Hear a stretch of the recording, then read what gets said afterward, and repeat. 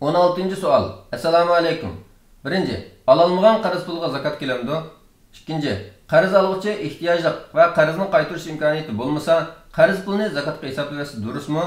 3. Bir tijoratchi qo'lida mol bor, ammo naqd pul yo'q bo'lib qolsa, zakatni kechiktirish durustmi? Rahmat. Javob. Va alaykum assalom. 1. İslam Qurultayıga tava İslam Fiqh Akademiyasi 1985-yildagi Jidda shahrida ochgan 2-qurultaylik qarorida mundaq kelgan. 1. Agar qarz algıcı qaytarib beradigan bo'lsa, qarz pulning zakati har yili qarz berguchiga keladi. 2.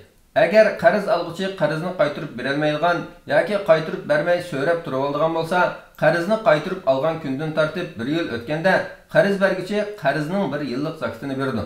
Bu vaqtda buni fatvo qaralsin. Zakat 2. Zakatni qarzga hisoblash bo'lamdi, ya'ni bermoqchi bo'lgan zakatni olmoqchi bo'lgan qarzga hisob qilish bo'lamdi? Javobi: zakatni qarzlarning qarziga hisoblasa durust bo'ladi. Chunki Alloh taolo Sura Baqaraning 280-oyatida agar qarzlarning qo'li qisqa bo'lsa, uning holi yaxshilanishini kutinglar. Agar bilsanglar, uni sadiqa qilib berayotganinglar sizlar uchun texim yaxshidir deb qarzdan o'tayotganlikni sadiqa hisobladi. Shunga shakl e'tibori bilan emas, natija e'tibori bilan bu sadiqa hisoblangan ekan, zakatni qarzga hisoblashga shundoq bo'ladi. Ammo buningda mundaq ikki shart hozirlangan bo'lishi kerak. 1. Qarzlarning qarzni to'lagidek holi bo'lmasligi kerak.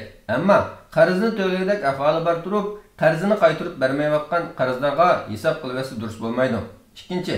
Zakatni qarzga hisoblayotgan chaqda qarzlarga deb qo'yishi lozim.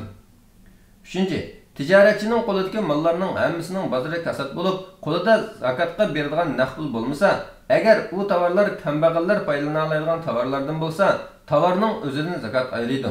Undaq bo'lmasa, pul topgan chaqda yoki u tovarlar sotilganda berilmagan yillarnikini qo'shib bersa bo'ladi.